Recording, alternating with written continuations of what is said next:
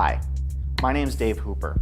I want to tell you a story that began with an innocent question. Back when I was just a regular guy, I'd been a career entrepreneur with some successes and failures.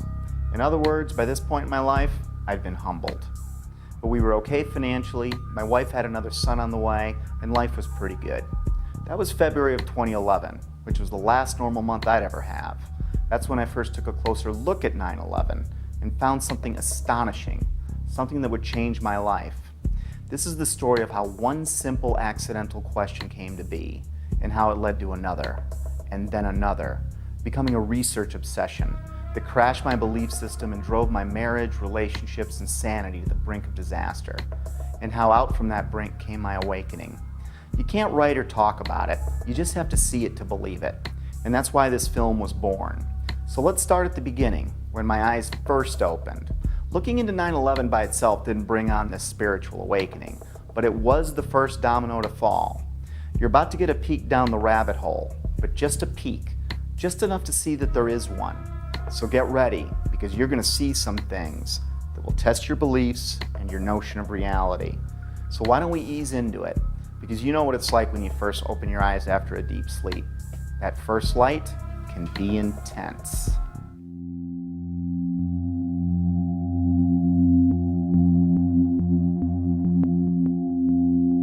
My awakening began with a simple question. It occurred as I watched a familiar clip of President Bush on the morning of 9/11. I didn't realize it then, but this question was about to change my life. Bush is sitting at Booker Elementary School in Sarasota, Florida at 9:05 a.m. when White House Chief of Staff Andrew Card whispers into the president's ear. A second plane has hit the second tower. America is under attack. That first question was, why didn't the Secret Service get him out of there immediately? They didn't know how many planes were hijacked yet or what their targets were. There were actually 8 planes that were hijacked. We had 11 reports of hijacked aircraft. There were thousands of planes still flying. As many as a dozen planes were reported hijacked at one point. And it was no secret the president was there. The school visit had been made public on September 7th, 4 days prior to 9/11. How could anyone be so sure hijackers weren't already on the way? Yet there he lingered, even after 2 more flights were confirmed hijacked, Flight 77 and Flight 93, the Pentagon and Shanksville planes respectively.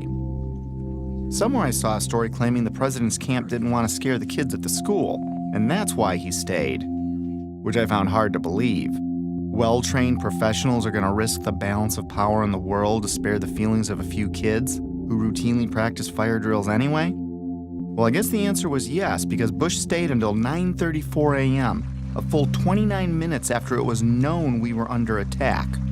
Think about that.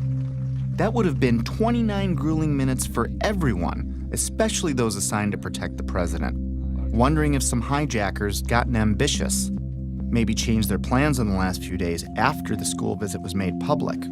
I guess someone high up in the president's camp must have known or thought they were safe. I mean, what else could it be? But how could anyone have known that? It had me thinking, but it wasn't a huge deal. I was more intrigued by the type of people I came across who also had similar questions about 9/11. These weren't conspiracy theorists as I pictured them. These were people in government, aviation, civil defense, architecture, science, engineering, and the military. I decided to look further. I still had no idea the impact this would have on my life.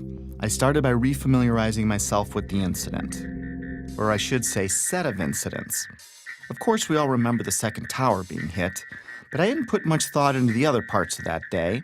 And soon after looking, I was reminded that there were several incredible events on 9/11. I'd put almost no thought into the particulars of that day for 10 years. But that was about to change. In chronological order, the official version goes like this. 4 planes were hijacked by 19 mostly Saudi Arabian terrorists who then flew or attempted to fly those planes into 4 U.S. buildings: World Trade Center 1, World Trade Center 2, the Pentagon, and the U.S. Capitol. 3 of them were successful. American Airlines Flight 11 hit the first tower, the North Tower, at 8:46 a.m.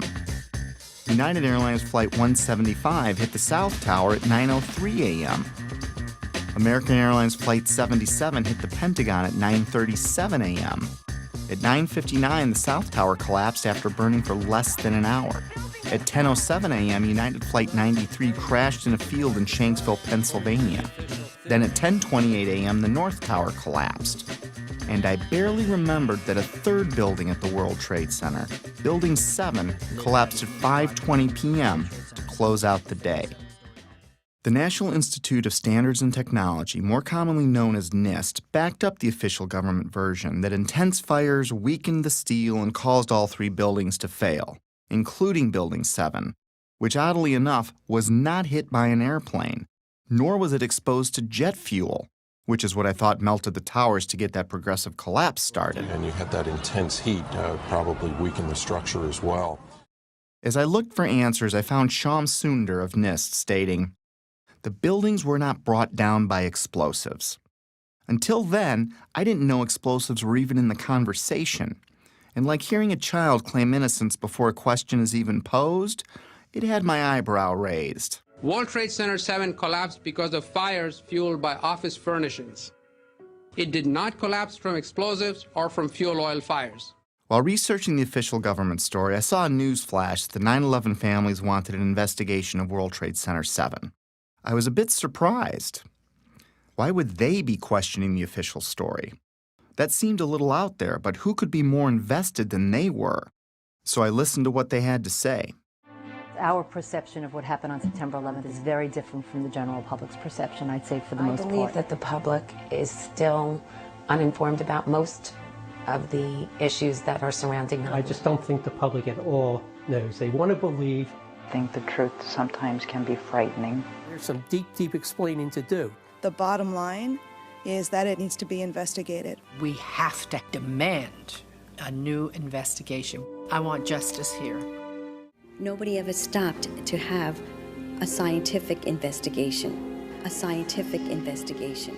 A scientific... What did these families know that I didn't? It's obvious once you look, they've been trying to say something is wrong, and we need to look at 9/11 more closely, especially Building 7. And they weren't alone. I found an endless sea of organizations, rallies, websites, books, and films about that day, but I never really heard about any of them on the evening news. The families and many others were pointing to World Trade Center Building 7, the last one to collapse. I wanted to research what was so special about Building 7. We were only a few days away from launching my new business when I shared with Betsy that I didn't think there was any harm in pushing it back a bit so I could look into Building 7 for myself. This news, combined with the controversial nature of what I was looking into, was met with less than enthusiastic support by my wife, even though she tried to hide it. It was understandable. Remember, our baby was due in a few months, and I was suggesting changes, but they weren't too big and she was okay with it, so I moved forward. And that's how it began. I didn't know it then, but I set us on a course that would lead our marriage to the brink of disaster. But that hadn't happened yet, so let's pick this back up at Building 7.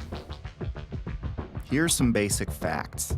World Trade Center 7, which was located in downtown New York City, is sometimes called the Salomon Brothers Building, but is most commonly referred to as Building 7. With construction beginning in 1984, it benefited from many modern advancements in building technology. It was a 47-story, steel-framed, fireproof skyscraper standing 550 feet tall. It was 300 feet from the nearest tower, the North Tower, or about a football field away. Even though it was one of the largest buildings in Manhattan, it looked small next to the Twin Towers. In September of 2001, Building 7 would have been the tallest building in 33 states. It collapsed at 5:20 p.m. the afternoon of September 11th. Even though Building 7 was not hit by an airplane, the official explanation for all three buildings that collapsed was that intense fires weakened the steel, resulting in total symmetrical building failure. The official story goes on to state that in Building 7, column 79 gave out first, starting a progressive failure of the remaining columns, which allowed the building to fall almost as fast as a bowling ball would into its own footprint. If a building that size accidentally collapsed on any other day, it would have been as famous as the Titanic sinking. Yet according to a 2006 Zogby poll, 43% of Americans never even heard of Building 7.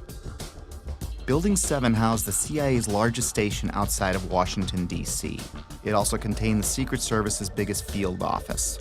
The IRS, Department of Defense, and the SEC also occupied entire floors. The mayor's emergency management bunker was located in the building, but ironically, it wasn't used that day. The rest of the tenants were primarily banks such as Solomon Smith Barney, which occupied the top 17 floors. Many government and SEC documents for cases primarily against Wall Street banks, but also including WorldCom and Enron, were destroyed, crippling the investigation into thousands of cases. At this point, I didn't think anything was too far out of place. I'd come across a few strange things, but I wasn't thinking conspiracy or anything like that. I did, however, find it a little odd that falling debris could set off a chain of events, ultimately turning Building 7 into a pile of rubble. However, I really didn't understand the physics involved, at least not yet. But I didn't need to understand physics to find it pretty strange that the whole building would crash through itself. I've played with Legos. Tip over? Maybe. But to pile drive through itself didn't make sense. At least the Twin Towers were hit by planes, but no plane hit Building 7. Sometimes it's easier for me to tackle complex issues with simple metaphors, so I thought of a stove. Then I imagined what kind of materials would I need to add to the fire so that all 4 legs would collapse simultaneously, and I couldn't answer it. Better yet, let's say I stacked 10 stoves on top of each other, and then I welded them together to better represent any of the buildings that collapsed that day. Now I go and light, let's say, the 7th stove up on the stack. What could cause the 7th stove's legs to give out simultaneously and cause every other stove below it and above it to break apart into tiny pieces, crashing to a pile of rubble in a few seconds? And how could that happen 3 times in a row? After breaking it down, I felt a little pit in my stomach for the first time, but I assured myself that I must be missing something. With that said, it was time to take a crash course in high-rise fires. It seems that high-rise fires are more common than I thought. I found hundreds of them. According to a 2011 report by the National Fire Protection Association, there are an average of 110 fires each year in buildings over 13 stories tall. According to the report, between 2005 and 2009, there were 550 high-rise fires. Of course, there are many more all throughout history, but let's talk about some of the more startling ones. Sao Paulo, Brazil, the Joelma Building, 1974. Sparked by an electrical fire, the residential building burned twice as long as the Twin Towers, yet it stood. The underlying structure wasn't even weakened. In fact, it's still in use today. The MGM Grand, which is now Bally's in Las Vegas, Nevada, caught fire in 1980, killing 85 people. It's had a few facelifts and ownership changes, but the structure underneath was never compromised. It's still in use today. Los Angeles, California, 1988. What was then called the First Interstate Bank building burned for 3.5 hours. No structural failure at all. In fact, an insurance company moved in, and today it's known as the Aon Center. In 2004, the Parque Central building in Caracas, Venezuela, the country's tallest building, burned for 17 hours. The facade was repaired, and it is in use today. Philadelphia, Pennsylvania, One Meridian Plaza, 1991, burned for 18 hours. It stood. Beijing, China, the Mandarin Oriental Hotel, burned for 6 hours in 2009. It stood. Chechny's tallest building burned for 7 hours in April 2013. It stood. Dubai, Moscow, Zurich, and on and on. I was starting to see a trend. Fires don't melt steel or cause buildings to collapse. The World Trade Center has itself burned many times with no structural failure or weakening. Some significant dates include February 13, 1975, when the 9th to the 14th floors burned for 3 hours. No damage or weakening of the structure was recorded. The fire began in an electrical wiring closet on the 11th floor. Some fire department officials and building officials here say that there's no chance the World Trade Center could become a type of towering inferno. And in 1993, it survived a bomb detonated in a highly vulnerable area with no structural damage caused by the fires that resulted from the explosion. There was, of course, damage from the bomb, which had to be repaired, but through it all, the towers have always stood. Sometimes buildings do collapse because of structural failure, but it's usually a design problem or earthquake damage or a controlled demolition. Buildings don't come down because of fire, but when they do collapse, they tend to tip over and stay connected. After reviewing hundreds of fires, I could find only 3 occurrences of fire bringing down a steel-framed high-rise in all of history, and all 3 were on 9/11. High-rise buildings simply do not collapse due to fire. Collapse of World Trade Center 7 was primarily due to fire. But there's a problem. Office and open-air jet fuel fires cannot melt steel. A lot of things in these kind of buildings have to be fire resistant by nature. It's required by code. So there really isn't a whole lot of fuel in there to begin with. The National Institute of Standards and Technology said that the maximum air temperatures was about 1,800 degrees or 1,000 degrees colder than what's needed to melt steel. And it takes a blast furnace with air blowing with blowers to try to get steel to melt. So if you have a flame at 750 degrees, you can hold that flame under a steel beam forever, and you'll never reach a high enough temperature to bend steel, let alone melt it. This would have us to believe that these was a typical office fire, scattered office fires, if you will, that brought this building down. Since the mid-60s, I've tried to follow high-rise fires, and I'm not aware of any high-rise building that have come down as a result of fires. And seeing black smoke come out the windows, that means that the fires were oxygen starved. Kerosene would have burned off very quickly. What wasn't destroyed in the initial fireball would have been consumed fairly rapidly and would have only really served as an ignition for the rest of the material. None of which would have been, in my experience as a fire protection engineer, hot enough to sufficiently soften the steel or damage the steel to result in a total collapse of the building. Well, we're told that the planes hit the buildings and there was an explosion and a fire, and about an hour and a half later, in the case of the North Tower, the buildings collapsed due to structural weakening due to the fires. Fires in high-rises have never brought down a steel frame high-rise building at all, ever. The bottom line is this. Steel-framed high-rises don't collapse, especially into their own footprint, because of fire. This is why builders and architects have loved steel for 100 years. A fire typically can't compromise the steel structure. Of course, 9/11 was not a typical day with typical fires. Jet fuel was involved. But the kerosene or the jet fuel just can't explain it. Set aside for a minute that only 2 of the buildings were subjected to kerosene. Now think of a kerosene lamp or a kerosene heater. In the history of kerosene lamps, I have never heard of one being melted because the fires were too hot. In fact, the World Trade Center fires were starved of oxygen and therefore heat. You can see it in the black smoke coming from the towers. Yet molten iron was found in the rubble of all 3 buildings. Something else had to provide the heat and energy needed to liquefy, melt, or even microscopically bend the steel in any of those 3 buildings. And unless you work for NIST, scientists agree that neither jet fuel, nor the furnishings inside those buildings could have heated the steel enough to melt it. I was starting to realize that something else must have been involved in the collapse of at least Building 7, if not all 3. Okay, maybe airplanes weakened the structure of the Twin Towers, which we'll be looking into more deeply later. For now, believe it or not, planes have hit many buildings throughout history and none fell. Of course, none were hit with planes as large as the ones on 9/11, but that still leaves Building 7. I couldn't explain it.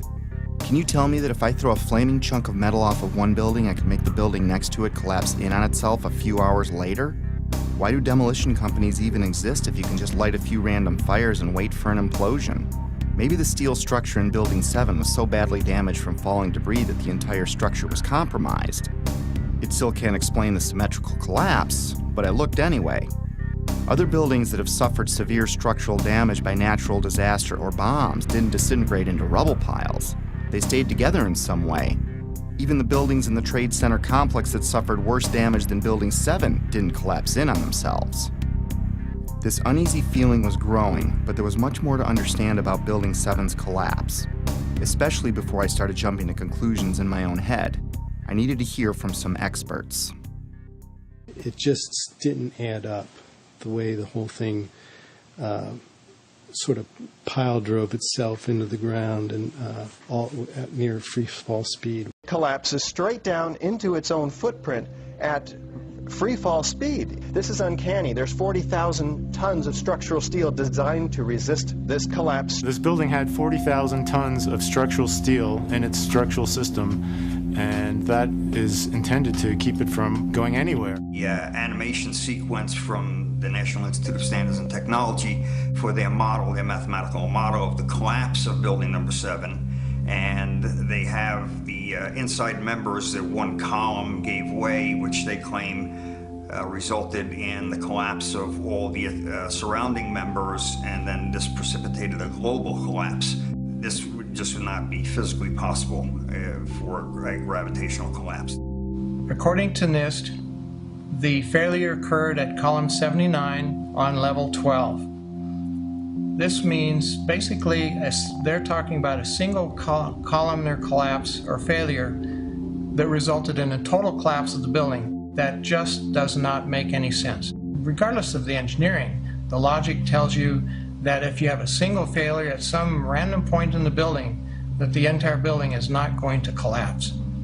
Buildings don't break that way. The story that just a few columns can cause a synchronized global collapse, an implosion, is, well, that's just nonsense. The exterior columns on the outside as well as on the inside at the bottom would have to be severed almost at the same time. The building would want to topple over. It would want to bend over that weakened area and topple over sideways. What we saw the structures came straight down upon itself. It cannot happen that when you have asymmetric damage, you will get a perfectly symmetrical collapse. At free fall speed. That's impossible. That's a violation of the fundamental law of physics that says that for every action there's an equal and opposite reaction. If you took a billiard ball and dropped at the height of the Twin Towers and you just merely stopped it and started at every floor in free fall, it would take over a minute and a half to reach the ground. The buildings were down in 10 seconds. Buildings just don't behave like that. If floors fall, they tend to fall and are braced by the floor directly beneath it. And there's some delay there. And then the next floor falls with 2 floors, and there's some more delay. The buildings actually accelerated as they came down, meaning they were not getting resistance from these massive columns in the center of the core of this building. And when it's all finished, the outside walls from the lower floors are piled one on top of the other right in the middle of the building. So it's fiction to say that a building as modern as World Trade Center 7 comes down with no resistance. Doesn't add up. The official explanation was dead wrong. Just not possible. Not possible. Just doesn't make sense. It's not how it works. It can't happen. Never before in history. It just can't happen. Well, that's just nonsense. And that cannot happen. Couldn't happen. It's fiction. There's definitely much more going on than just fire. This was a controlled event. The symmetry is the smoking gun. In short, the evidence is clear. We are witnessing not the collapse of a building, but its demolition. At the time, I was thinking, wait a minute. My heart was pounding, my adrenaline was flowing, and I had a knot in my stomach. You know, the collapse never looked right to me, but then again, I never really thought that it defied the laws of physics. My imagination started to run wild. Could the hijackers have wired the buildings? Maybe the government didn't want us to know how really lax their security was, and that's why they covered up this fact. Maybe it was pre-wired for some reason, but that made no sense. If it was a controlled demolition, it would explain how much of these buildings were reduced to ash. It would explain why the towers fell after burning for only an hour or so. It would explain why they imploded instead of tearing apart. It would explain why they all fell at close to free fall speed. It sure looked like a controlled demolition, in retrospect. I couldn't stop at this point. I needed to know more. Late nights, coffee, research. My life was changing before my very eyes. I had taken my very first step down the rabbit hole. Little did I know how much deeper it would go. By now I knew that fires didn't bring down the buildings. And even if fire could somehow melt steel, the buildings would not have fallen in on themselves. They would have tipped over or torn apart. I was starting to find credible people talking about controlled demolitions and the use of explosives and molten steel. My mind kept wandering, trying to imagine how all this tied together. But first, I still needed to understand more about what happened. And what we find down there is pools of molten iron. What does that mean? Several tons. Exactly. What is that doing there? The first responders see it. The structural engineers see it. It's documented by FEMA, the melting of steel. Normal office fires is what's supposed to have brought these buildings down, along with jet plane impacts. But jet fuel and office fires don't produce molten iron or molten steel. It doesn't begin to melt until 3,000 degrees. At one point, I think they were about 2,800 degrees. See the stuff he's pulling out? Yeah. It's red hot. 8 weeks later, we still got fires burning. The concept of molten iron is very important here. In order to get molten iron, you have to reach unbelievable heat levels. It takes much, much more energy than you could find with any combination of burning office furniture, jet fuel, or gravity. Molten iron can be an indication of the use of thermite. Thermite, thermate, and nanothermite are super hot burning substances used by the military that can cut through steel. It can supply its own oxygen so it can burn underwater. It would explain how fires burned at ground zero for 3 months even after the area was flooded. So thermite would also explain potentially the fact that the fires could not be put out at ground zero. The fires lasted for quite a while. The fires were finally put out on December 13, 2001, just over 3 months after 9/11, making it the longest burning building fire in recorded history. They burned underwater for much of that time. These fires were a big question mark. But first, it was time to take a closer look at NIST. They are the scientific agency backing the official version of events as most Americans know them. I was hoping they would curb my growing anxiety. Instead, what I learned about NIST made my heart sink. To understand NIST, you need to understand the relationship to explosives. They have vehemently denied that there were any. Not only did they not check for them, they state that none were used. Plain and simple. In fact, they have gone to unbelievable lengths to prove that explosives, or even the evidence of explosives, like pops going off, did not exist. Some people might call it incompetence. Others might call it selling your soul. NIST concedes that they found no evidence for explosives. So then we asked them, well, did you look? And they said, no, we did not look for explosives or residues of explosives. So the preconceived notion of NIST is that there's no evidence for explosives, and so there's no point in looking. That is the most unscientific thing that you can possibly think of, not to look because you don't expect to find evidence, and in fact the evidence is overwhelming. NIST computed what they claimed would be the minimum loudness of an explosion that could sever column 79 with a single blast. Then they claimed no observers detected explosions as loud as their predictions. This size blast would have produced an incredibly loud sound that was not recorded on videos of the collapse nor reported by witnesses. On the basis of this artificial threshold of interest, they swept aside all evidence of actual explosions and concluded that no explosives contributed to the destruction of the building. We did not find any evidence that explosives were used in the collapse. Is that a secondary explosion? Yes, it was. That was the Yeah, definitely a secondary explosion. Secondary explosions, sometimes described as pops or booms, are mini detonations apart from the primary explosion of the plane impacts. These types of explosions are routine in a controlled demolition. They were heard in all 3 buildings long before any collapsed. Like, it sounded like gunfire, bang, bang, bang, bang, bang, and then all of a sudden, 3 big explosions. That sound was not picked up by any of the videos or witnesses that we have talked to. You heard explosions, like boom. We just heard one more explosion. That's about the 4th one we've heard. CNN is now reporting that there was a 3rd explosion at the World Trade Center. Equally unempirical is the treatment by NIST and Poppin Mechanics of reports of explosions before and during the collapses. Both documents pretend that there were no explosions. Secondary explosion. We've got numerous people covered with dust from the secondary explosion. Okay, you get the point. Why was NIST denying these explosions? Why are they a big deal? Well, those explosions are a strong sign of a controlled demolition, but they're not proof positive of one. If it was a controlled demolition, there would be other signs like misfired explosives and particles in the dust. So their preferred method of dealing with this problem was to ignore or even deny the reports. Don Gross, one of the chief authors of the NIST report, was captured on film while he was making a public presentation, saying that he knew of absolutely no eyewitness who has said there was a pool of molten steel. I'm curious about the pool of molten steel that was found in the bottom of the towers. First of all, let's go back to your basic premise that there was a pool of molten steel. I know of absolutely nobody, no eyewitness who said so. Get down below and you see molten steel running down the channel rails. Like you're in a foundry.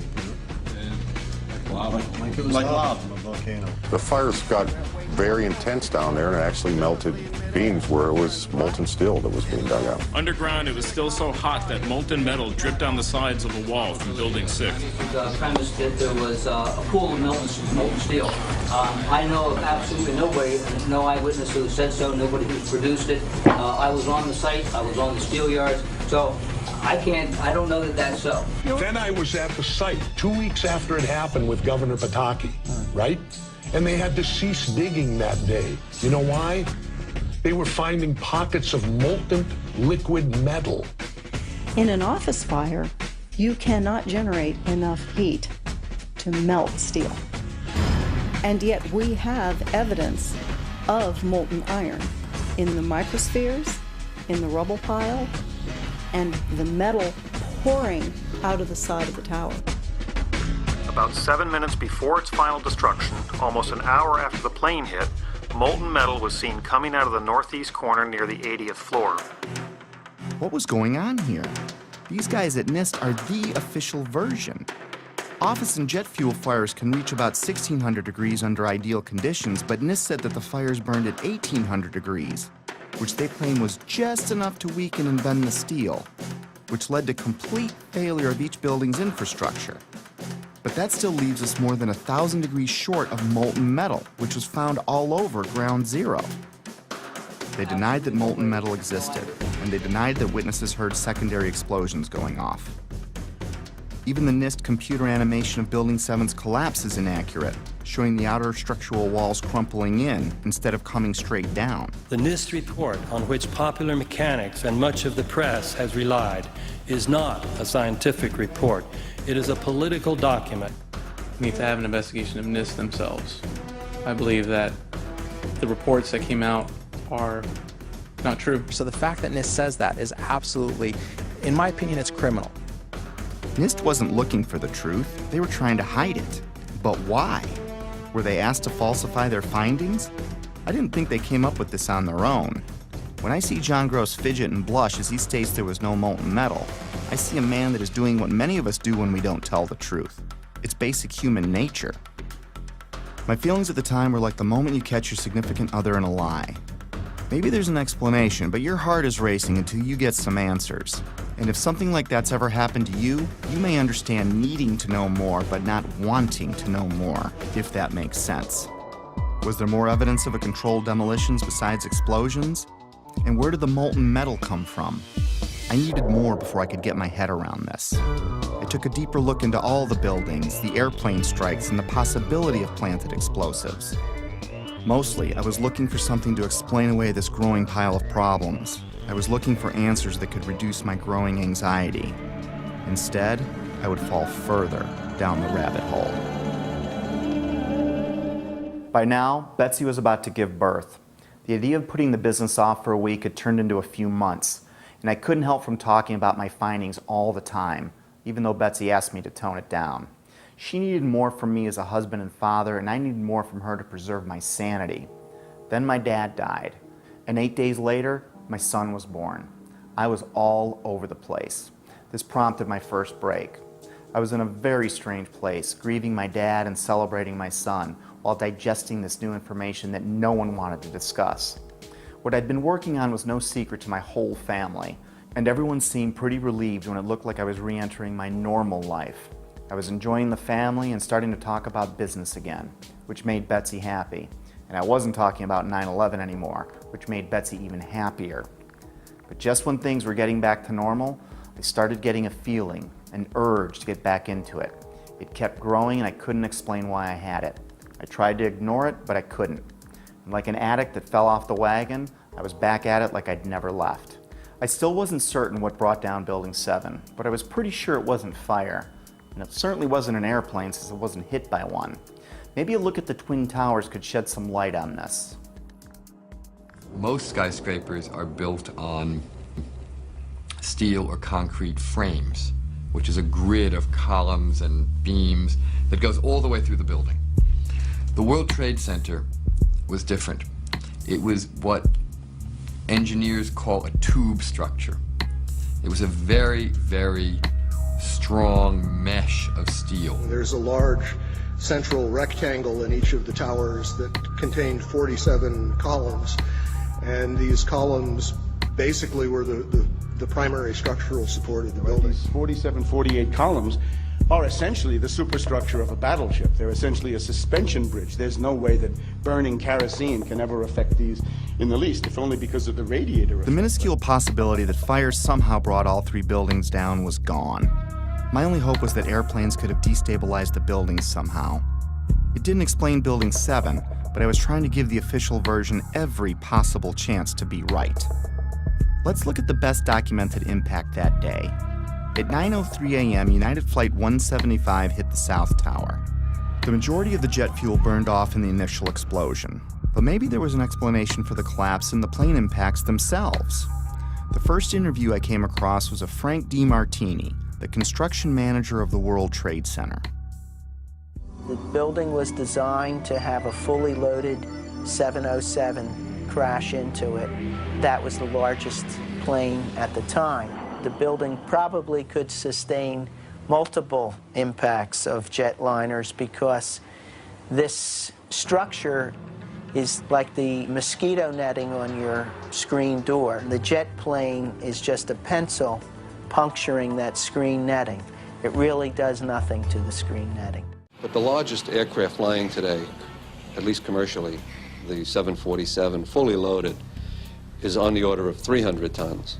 So if you think about a 300-ton element crashing into a building that's been designed to carry 13,000 tons, you can see that an aircraft crashing into the World Trade Center would probably not do anything. We designed the buildings to take the impact of the Boeing 707 hitting the building at any location. But the plane had already hit. And what I noticed was the lights were still on in the lobby. That led me to believe that the plane never got to the core columns because the feeds for all these transformers feeding all the light and power in the towers were adjacent to the core columns. Those aircraft and those fires could not cause those buildings to come down in that way. The idea that airplanes could have destabilized the buildings never made much sense to me. The Twin Towers were like a solid iron rod coming out of the ground, supported by another steel building surrounding it. Let's use another metaphor to clarify what I mean. Let's assume a stop sign is like one of the towers. The post is the core and the thin shield of the sign is the Trade Center's outer mesh. If you shot a bullet through the stop sign, the bullet would go through the outer shell and the inner steel core that holds it up. Is the structure weakened after the event? Is it possible for the sign to implode in on itself, partially turning to dust? Does it matter if it was a flaming bullet that exploded on impact? Could the sign ever collapse in on itself? The plane impact still can't explain the near free-fall speed of all 3 collapses, but I had to look. So if it wasn't fire and it wasn't airplanes, then it wasn't natural.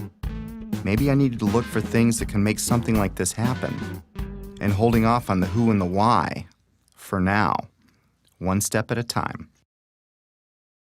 And it's my expert opinion, as a demolition expert, I was trained by the best the U.S. government has. I served 3 years on Underwater Demolition Team 12. 2 years I was attached to SEAL Team 1.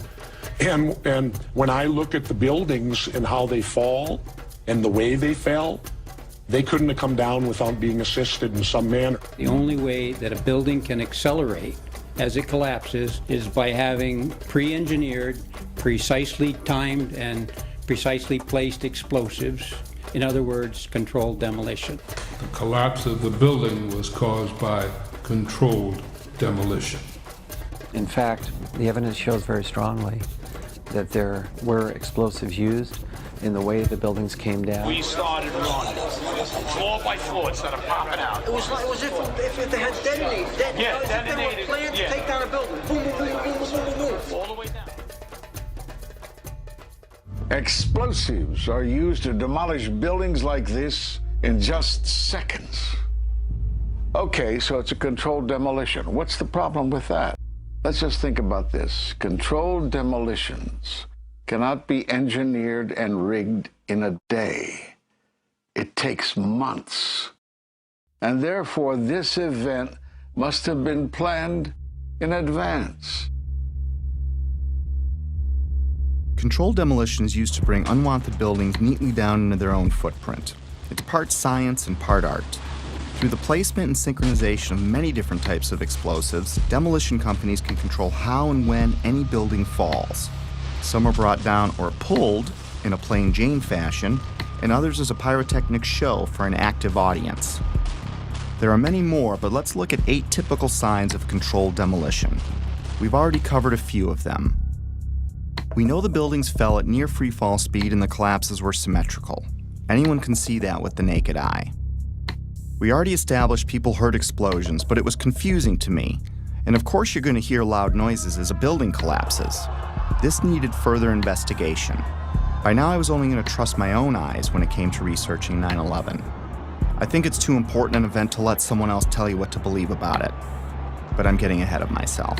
There are 118 documented testimonies of explosions heard from firemen and other first responders alone, which took a court order to be released, and that doesn't include the maintenance employees or regular tower workers. After analyzing locations and timestamps, I broke explosions into 3 categories. Impact synchronized booms were explosions seemingly timed with the plane strikes in the seconds before and after the collisions. Pre-collapse pops were explosions heard all over the buildings from the time of the first plane impact until Building 7 fell. The final booms and crackle are the main body of explosives, which are detonated over the span of a few seconds, leading up to and through the collapse. It seems that explosives went off in different parts of the Trade Center when each plane hit. William Rodriguez, a 20-year maintenance employee of the Trade Center who was decorated for saving many people that day, was in the building when the first plane hit. Let's hear what he and a few others had to say about a subterranean explosion coinciding with the first plane hit. It was a huge explosion that came from under my feet, meaning that it came from the sub-levels between B2 and B3. And there was a huge explosion at the top of the building. You could hear the difference from the bottom and all the way through the top. They were having coffee in the World Trade Center when the first plane struck. And all of a sudden it sounded like, I don't know where the subway is, but it sounded like a subway collision, a bomb. Just got out of the tunnel and it blew. The subway tunnel? Yeah. Yes, I was right there. I was down in the basement, came down, all of a sudden the elevator blew up, smoke. I dragged the guy out, his skin was hanging off, and I dragged him out and I helped him out of to the ambulance. What that man is describing sounds like an explosion, not jet fuel dripping down elevator shafts, as stated in the official version.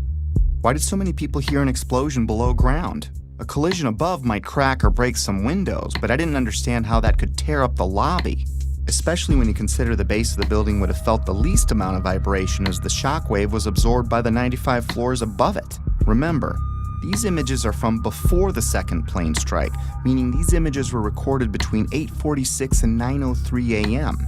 The only thing that had happened so far is a plane impact around the 95th floor of this building.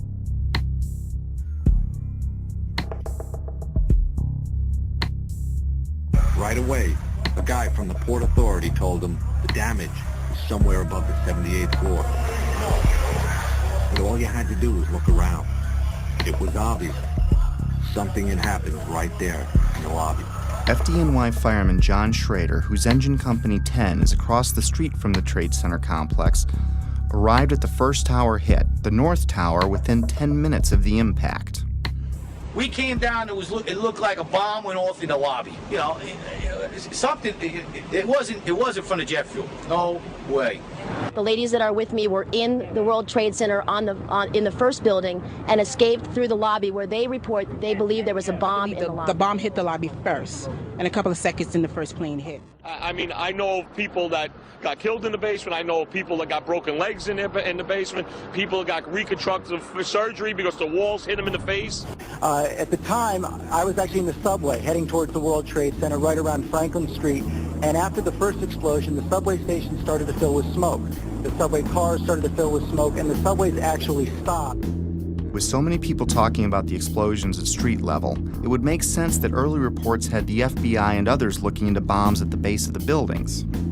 Apparently what appears to happen was that at the same time two planes hit the building, that the FBI most likely thinks that there was a car or truck packed with explosives underneath the buildings, which also exploded at the same time and brought both of them down. Reason to believe that one of the explosions at the World Trade Center may have been caused by a van that was parked in the building that may have had some type of explosive device in it. I spoke to the chief of safety for the New York City Fire Department. He received word of the possibility of a secondary device, that is another bomb going off. There was another explosion which took place.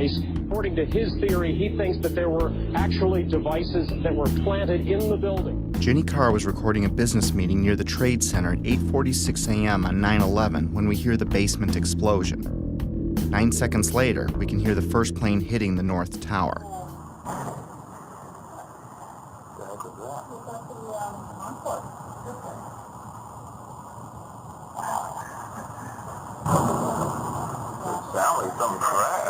I think a bomb went off in the lobby first, then a plane hit the building, but then another plane hit the other building. Let's discuss these pre-collapse pops.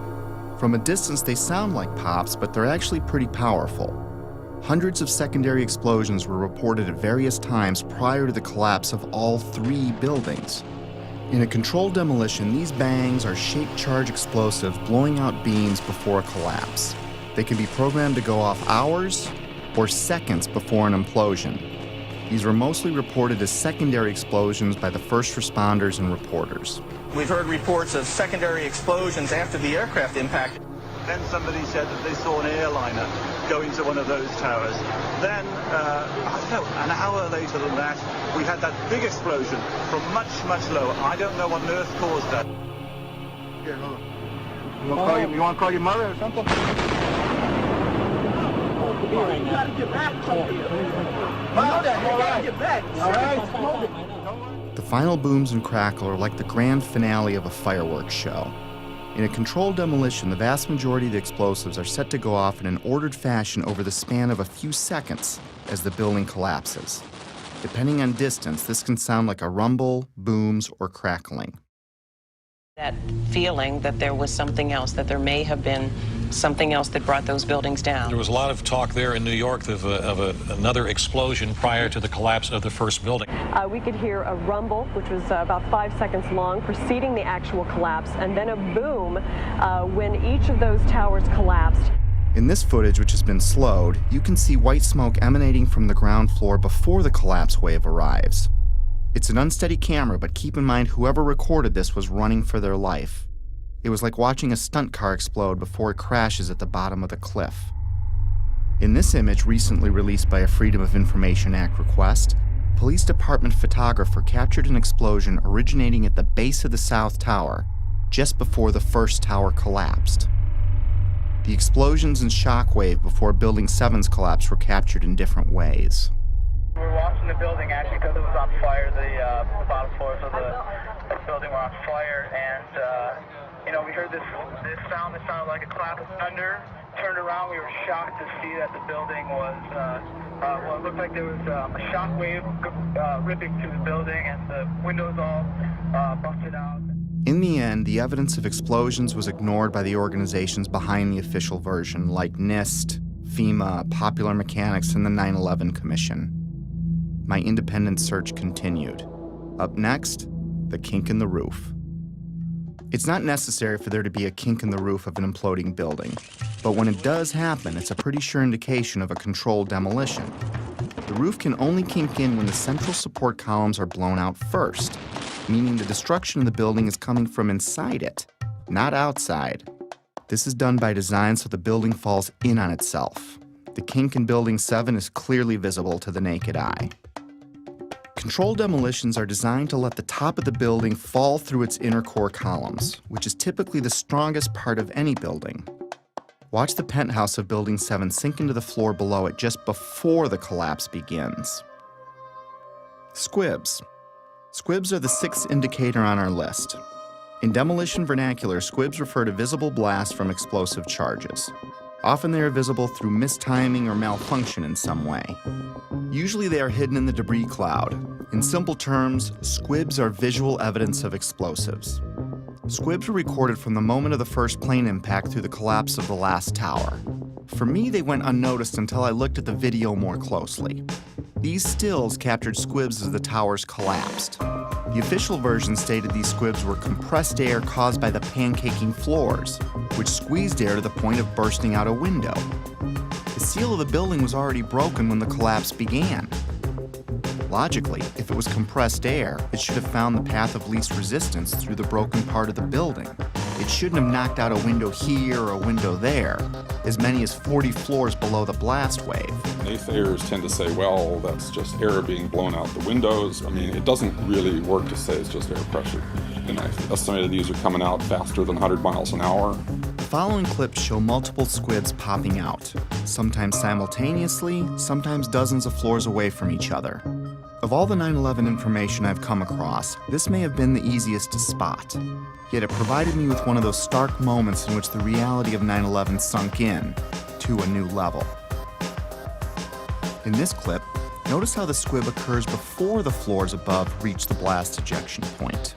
Not all squibs, however, were easy to spot. Remember how we discussed explosions that were timed to go off with the plane impacts? Well, this is the first plane impact. Notice the dark brown smoke coming out of the top floor of the tower. This smoke is already dissipating before the plane strikes the building. In this segment, the NBC camera is pointed at the north tower. The first tower hit. In a few seconds, the second tower is going to be hit. You'll know it when it happens because of the reporter's voice and the fireball in the lower left corner of the screen. Now keep your eye on the east facade, the one on the left. Notice how several tiny explosions go off as the second plane hits the other building, perhaps in an effort to mask some necessary work prior to its demolition, as I was thinking at the time. Oh, another one just hit. Something else just hit. The seventh characteristic of a planned implosion is what's called a demolition wave. It's the path of destruction in a controlled demolition. It is a visible wave of explosions moving down the columns of a building just ahead of or at the speed of gravity. This array of synchronized explosives is timed to blow out floors beneath the collapse wave as the floors above reach the floors below, thus allowing a drop at approaching freefall speed. Again, let's slow down the film for some of these. When slowed down, you can see how the explosions are timed to go off, floor by floor. In this clip, you can clearly see a demolition wave proceeding down a column mostly hidden by the umbrella of the falling debris pile. Look to the right of the black line. It's a bit grainy because of the zoom. Here it is again without the black line. You can see synced explosives cutting a path down the building. The demolition wave can be hard to see with an untrained eye because it happens so fast. I tried to highlight a few more examples in the following clips.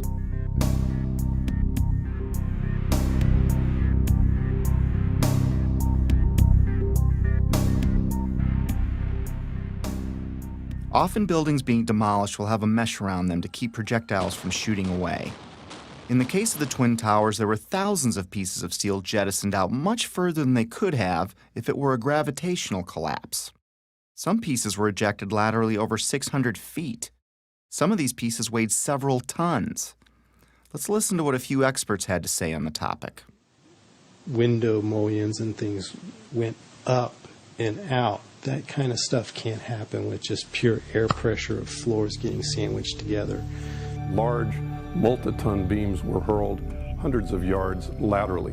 Gravity works vertically, not laterally. The fragments which are being, which is coming out of the tower, obviously being kicked out by an explosive action.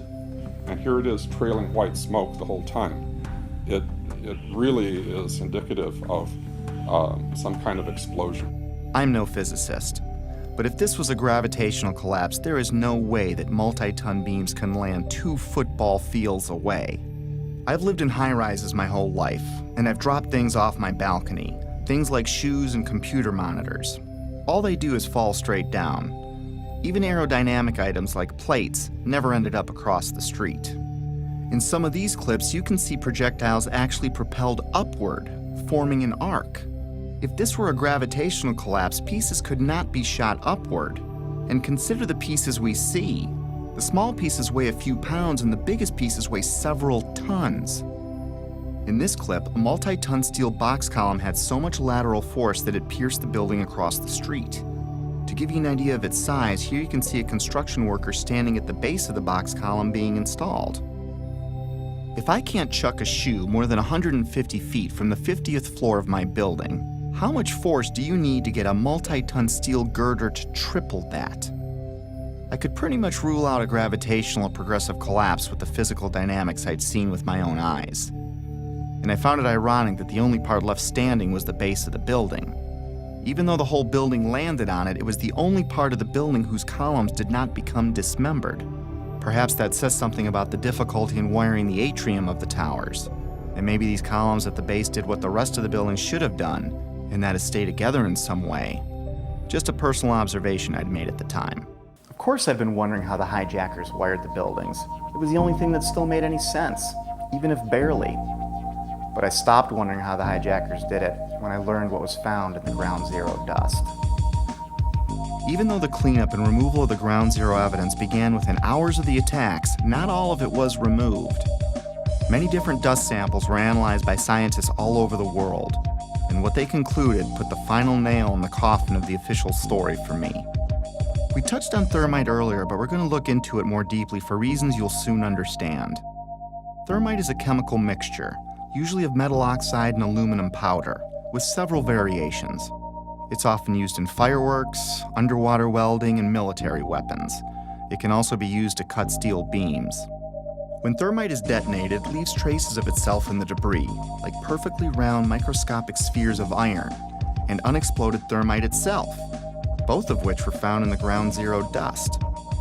The fact that explosive residue was found in the dust didn't surprise me, at least not by now. I already knew in my heart it was a controlled demolition. What rocked me was the type of thermite found. You see, it was a special type of thermite called nanothermite, and it meant that the odds that the hijackers could have done this dropped to near zero. My belief system kept taking more hits, which we'll discuss in a bit. For now, though, let's have the experts walk us through the basics. In 3 different samples from 3 independent researchers, the R.J. Lee Company, the USGS, and Dr. Stephen Jones's work. All 3 separately found these microspheres. As much as 6% of the World Trade Center dust consisted of tiny, previously molten iron spheres. You cannot get a perfectly round sphere of metal from the building tearing apart. The only way you can get that is by starting with a molten liquid. Then the hydrostatic pressure will create the perfectly round sphere as it solidifies. So what produced all that molten iron? Well, it has in it the chemical evidence of a special incendiary, which is thermite, a high-tech incendiary used to cut through steel like a hot knife through butter. These spheres have iron, aluminum, fluorine, manganese, very unusual elements associated only with thermite. And there's small chips of unignited thermite as well. In the dust, we found what we characterize as unreacted thermitic material in the shape of some very tiny red-gray chips. We captured the residue after the material had been heated. The red-gray chips, as we ignite them, produce spheres that have iron and aluminum, just like we see in the dust in abundance. And the composition was very, very similar. And that led to the conclusion of the paper, which was, we've got some form of thermite in these red-gray chips. What I can confirm also is that these chips, the red layer is thermitic. It does produce molten iron. I've heard this argument that somehow perhaps someone seeded these samples with nanothermite. There have been some that have argued that these red-gray chips could be paint of some form. I've also heard the argument that perhaps the falling buildings just generated this nanothermite. Well, no. So it wasn't, the red-gray chips are not the primer paint that was used on the WTC steel. These chips are not naturally occurring. They are not going to form because some materials fall down in a building and touch each other and get compressed together. That's just not what this material is.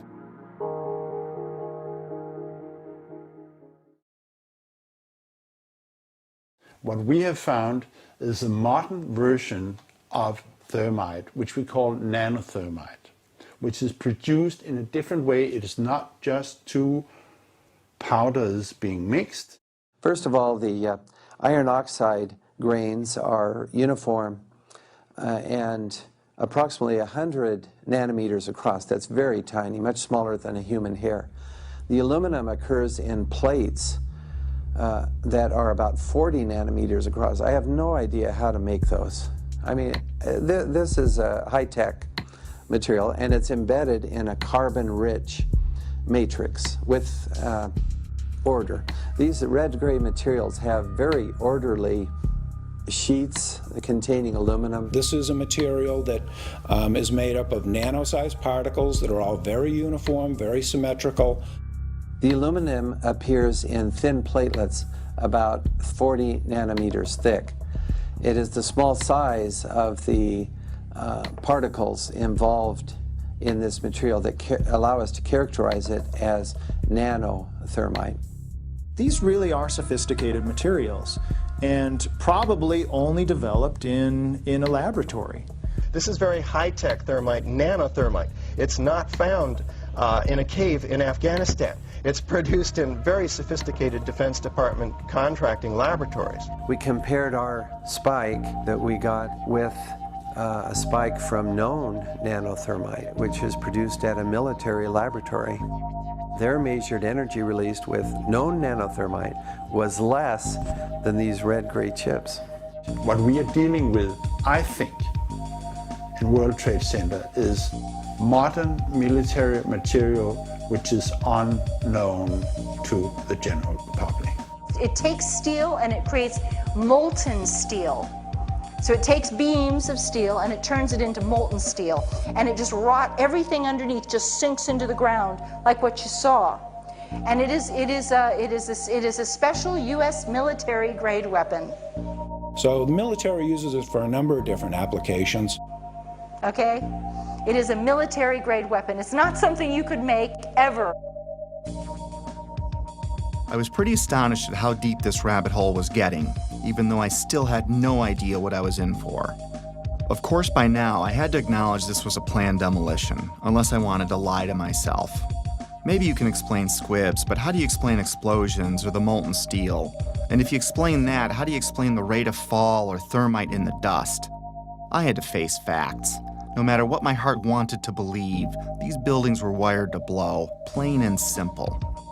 But it wasn't until understanding how nanothermite is made and who has it that I considered, for the first time, that someone other than the hijackers had to be involved. And as scary as it was to consider, it might even be homegrown. Hundreds of questions kept flooding in.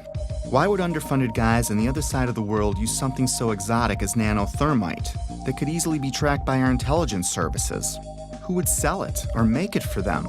Why risk accessing the buildings every day for months? How did Building 7 get detonated at the end of the day?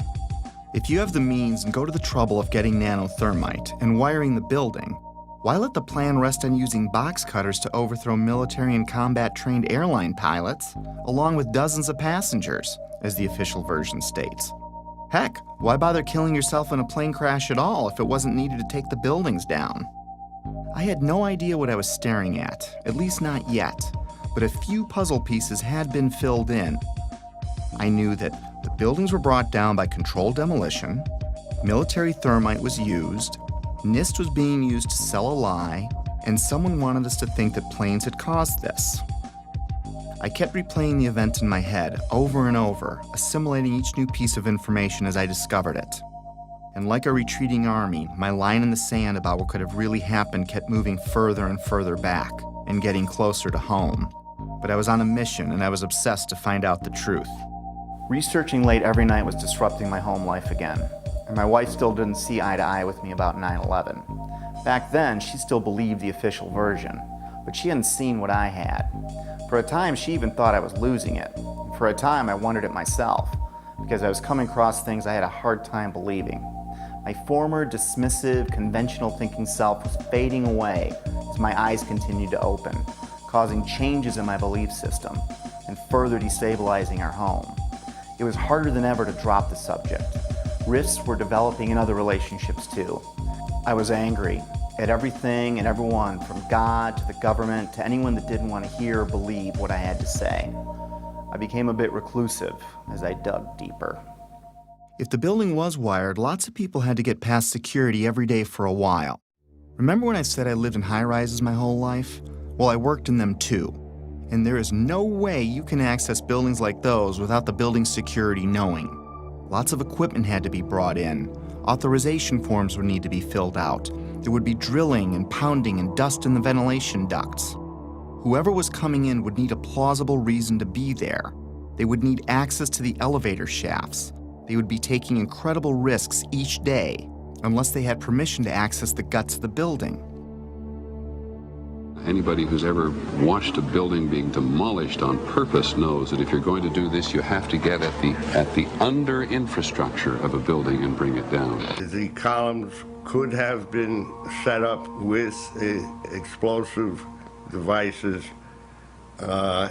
during the off-hour operations of the building by elevator company personnel. It wouldn't be a problem once you gained access to the elevator shafts. How about an elevator modernization, which we know was going on the 9 months prior to 9/11? There are people who noted that the elevators were locked in turn and that there were guards placed at these locked elevators during the modernization. And in the case of a steel frame building, that means we load them with RDX cutting charges, which are loaded with individual delays, sometimes as many as 2 to 3 different delays on a given floor. I was sick to death of the dust which was appearing on the windowsills. It was dirty grey and very, very noticeable in that week leading up to 9/11. There were workers throughout the World Trade Center that had access to the hoistway, which is immediately adjacent to the core columns and beams in the building.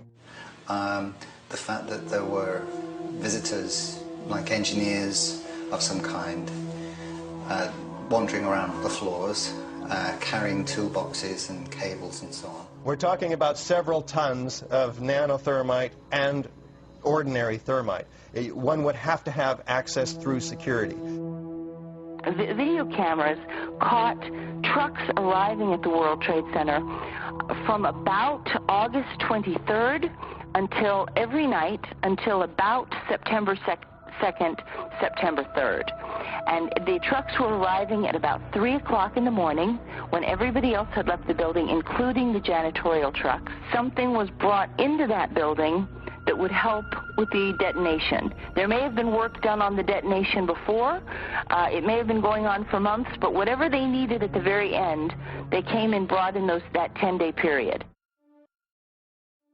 The 9/11 Commission also does not tell you that Marvin Bush, the president's brother, and their cousin, Wirt Walker, were the principals of the company that was in charge of security for the World Trade Center.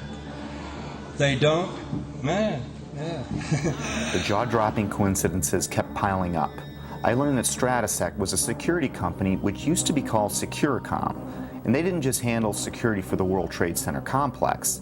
They had contracts with Dulles International Airport, from where Flight 93 departed, and United Airlines, accounting for most of the security breakdowns on 9/11.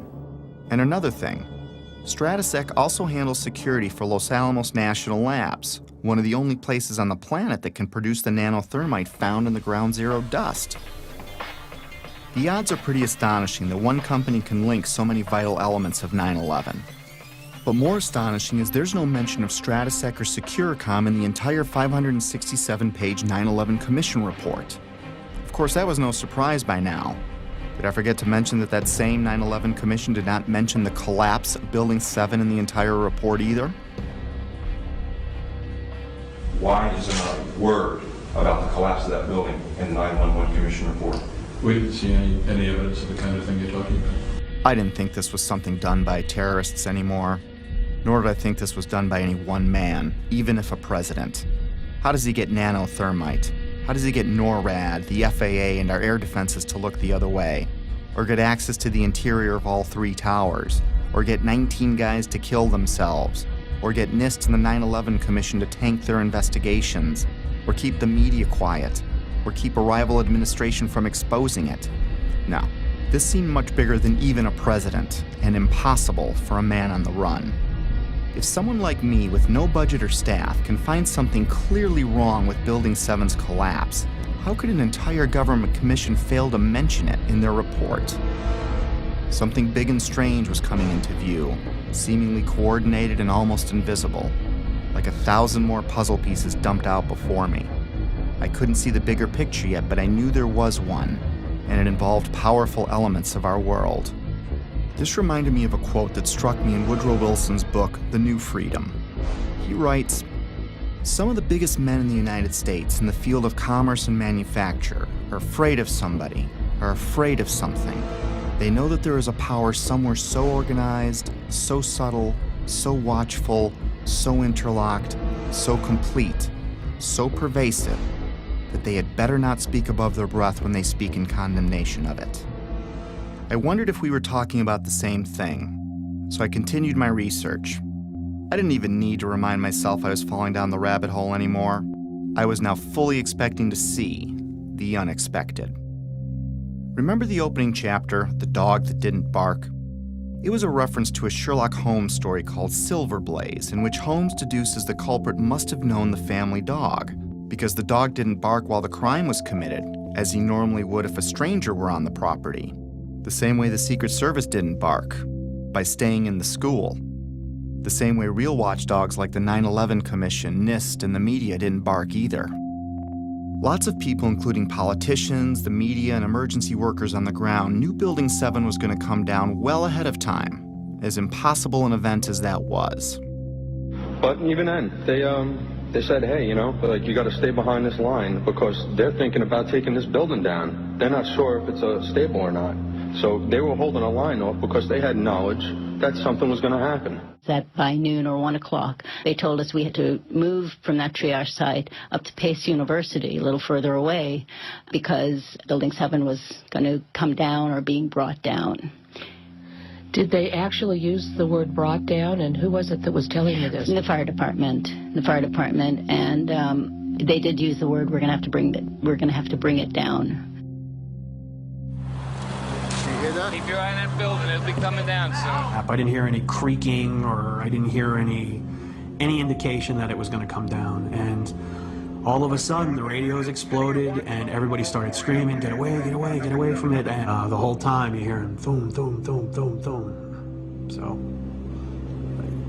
I think I know an explosion when I hear it. We are on the phone with New York Fire Department Lieutenant David Restuccio. Can you confirm it was number 7 that just went in? Yes, sir. And you guys knew this was coming all day? We had heard reports that the building was unstable and that it eventually would either come down on its own or it would be taken down.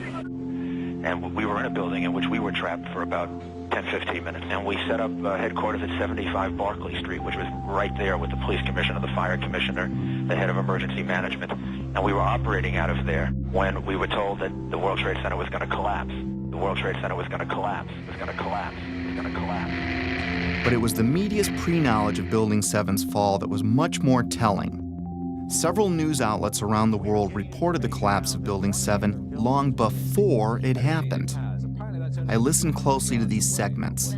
Considering Building 7 wasn't hit by an airplane and no high-rise has ever collapsed because of fire, how was it that all these different news agencies reported it before it happened?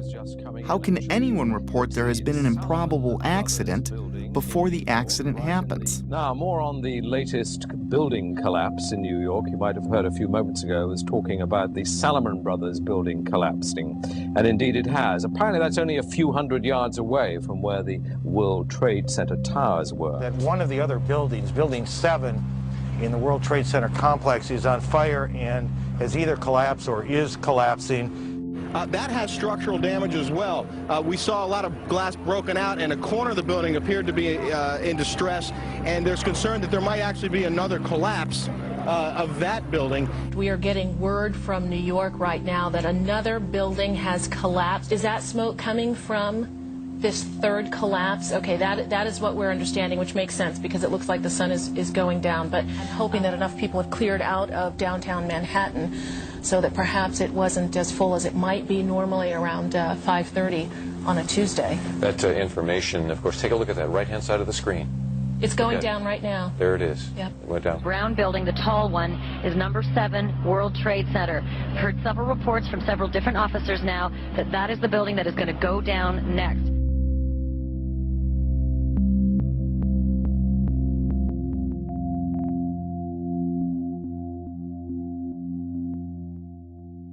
The media has played an important role in shaping the official story, even to this day.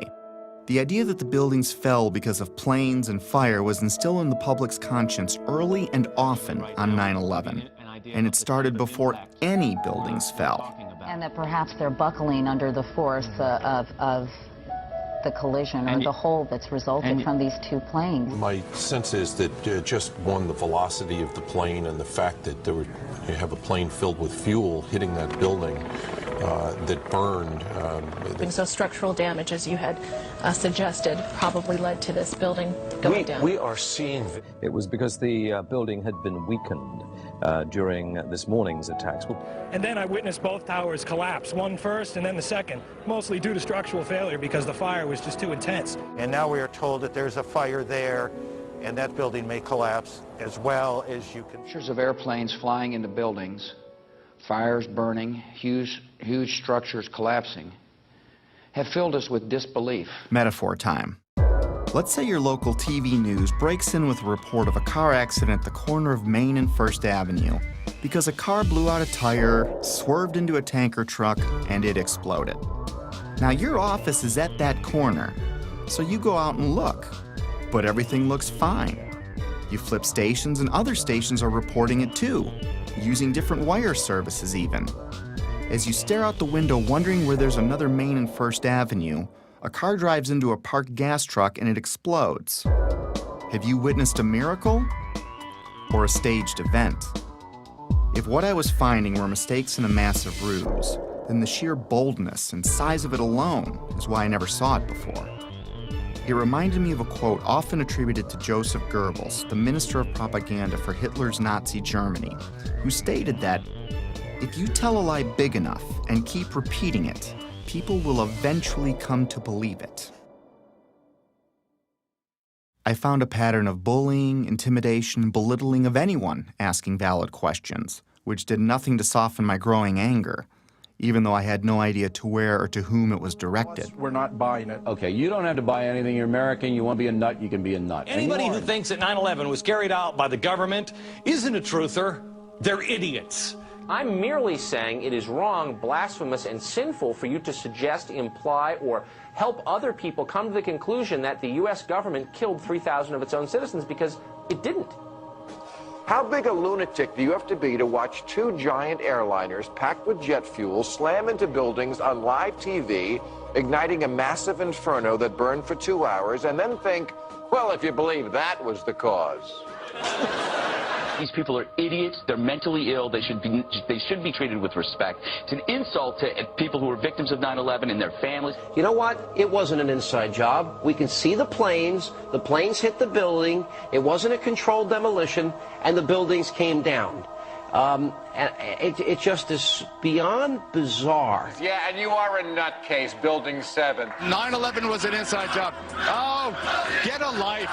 Get a life. 9/11 was an inside job. You're like the guys who think that the space aliens kidnapped Elvis or something like that. That's where you are. I didn't think it was an accident that every question is uniformly dismissed. I couldn't find a familiar journalist that seriously entertained these obvious questions that anyone would have. Could I really be onto something that the media couldn't see? Or were they trying to keep me from seeing something they did? Most reasonable people would question the official story after seeing what we've seen. So I switched my focus to independent news sources, outside the mainstream. No, they're not well-funded, slick or glitzy. Most are just regular people or sincere journalists trying to expose the truth about something in their corner of the world. One such man was Bill Cooper. I found him early in my 9/11 research. At the time, I couldn't explain how he predicted what you're about to hear. Bill Cooper spent his life in the intelligence community. He rose to the Office of Naval Security and Intelligence, serving on the intelligence briefing team for the Commander-in-Chief of the Pacific Fleet. He held several top security clearances. After the military, he developed and operated the largest civilian intelligence agency in the world. The world's largest and most successful civilian intelligence gathering operation in the world, which makes me privy to an awful lot of information that none of you will ever see. In other words, he was very credible. The following clip is from his radio program, The Hour of the Time, which aired on the night of June 28, 2001, 76 days before 9/11 happened. A CNN reporter found Osama bin Laden, took a television camera crew with him, went into Osama bin Laden's hideout, interviewed him and his top leadership, his top lieutenants and colonels and generals in their hideout. This is a CNN reporter with a camera crew. And he came out and told everybody, within 3 weeks, Osama bin Laden is going to attack the United States and Israel. Now, don't you think that's kind of strange, folks? You see, because the largest intelligence apparatus in the world, with the biggest budget in the history of the world, has been looking for Osama bin Laden for years and years and years, and can't find him. And whatever is going to happen that they're going to blame on Osama bin Laden, don't you even believe it. When in hell are all you people going to wake up? All these early news reports were glaring misfires in what seemed to be an otherwise coordinated media campaign. Misfires not unlike the ones meant to coincide with the first plane impact. Little mistakes that my untrained eye never picked up before, but that I was now finding all over, spawning even more questions, and fueling the early stages of what would become my spiritual awakening. As I continued finding evidence leading me away from the official version, it was not surprising the main body of evidence was being removed within hours of the attacks, cleaning up a crime scene with no real investigation. Because what they did immediately after 9/11 was they started removing the steel, the debris from Tower 7 and all the towers immediately. 400 truckloads per day of material were taken away from the World Trade Center site and sent to China for recycling. There were laws violated in the destruction of that evidence. I was starting to believe that things like the immediate cleanup were probably no accident. And to discover what was really happening, I'd need to find the ones behind the cleanup and the coordinated media and NIST and FEMA, the Federal Emergency Management Agency, which in another huge coincidence arrived at New York for a training exercise on Monday, September 10th, the night before 9/11, which is convenient as they oversaw the cleanup of Ground Zero. To be honest with you, we arrived on late Monday night and went into action on Tuesday morning. And not until today did we get a full opportunity to work. Over time, it got easier to find puzzle pieces, like the following testimony by Norman Mineta, the Secretary of Transportation in 2001, who was with Vice President Dick Cheney on the morning of 9/11. And like so much other important information, this interview would also be left out of the 9/11 Commission report. During the time that the airplane coming in to the Pentagon, there was a young man who would come in and say to the vice president, the plane is 50 miles out, the plane is 30 miles out. And when it got down to the plane is 10 miles out, the young man also said to the vice president, do the orders still stand? And the vice president turned and whipped his neck around and said, of course the orders still stand. Have you heard anything to the contrary? Well, at the time I didn't know what all that meant. And the flight you're referring to is the flight that came into the Pentagon. Oh, God. The Mineta testimony launched my investigation into the Pentagon, Shanksville, the hijackers, and many other aspects of 9/11. And if I thought I was a long way down the rabbit hole already, was I way wrong. My belief system would ultimately be shattered, but rebuilt to accommodate my evolving worldview. Back then, however, I was only a few months into my investigation, and I was going through a full scope of emotions, and frankly, having a difficult time handling all of them. Denial, curiosity, fear, disbelief, paranoia, anger, and heartbreak, and I would go through many more. I was still unable to reconcile all the data in front of me. I couldn't see the bigger picture at the time. But like the wind, it can't be seen, yet we know it's there because it leaves evidence of its existence. Very much like the trail of breadcrumbs I'd been researching over the last few months. But it's not something I could understand in one sitting. It took time. Coping with the flood of emotions took a while. I didn't have anyone guiding me or anyone to talk to about it. I felt like I had no foundation, like the ground was crumbling beneath me. The truth is hidden by several mechanisms, especially the limits of our own preconceived beliefs. I'd been so ignorant and dismissive, but now I wondered what else I'd been fooled about.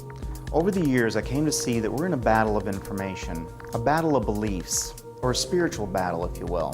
I also came to believe that 9/11 is only one battle in a much larger war, a war I couldn't see yet, but one that I was well on the way to discovering. This is a lot to take in, and we all wake up at our own speed, if at all, which is why I stopped after only looking at the Trade Center portion of the attacks. There is so much more to this, but it's easier to process in smaller chunks. Betsy and I woke up at different speeds. My eyes started opening pretty quickly, but it took Betsy a few years, even though we talked about it all the time. It wasn't until she watched early versions of this movie that she began to believe me. I clearly remember the day in June of 2013 when she came voluntarily and shared her own thoughts about her own 9/11 research, something she'd never done before. And I knew by talking to her that her eyes were finally opening too. It probably saved our marriage. Getting past that stumbling block opened the door for us to reconnect. If there's a pit in your stomach, don't be overwhelmed or scared. Whatever's behind all of this has been there for a long time, and I'm sure you've lived, loved, and laughed in that time. And you still will. The shock will wear off, and what will be left is a much better understanding of how the world works, which makes the bad guys' jobs harder. Over time, the discomfort and confusion subsided, and I went back to my life with clarity and new hope for what's ahead. Today, I'm able to laugh and be happy and look forward to the future like everyone else. I have all that, and I'm more aware of important things happening around me. So if you want to forget everything you've seen, go back to your regular life. Soon you'll forget about all of this. Our defense mechanisms work that way. But if you decide to jump down the rabbit hole, my advice is to seek your own answers, do your own research, and don't let anyone tell you what to believe about anything. Because until you see it for yourself, it'll be hard to ever understand why it's so important to know it exists.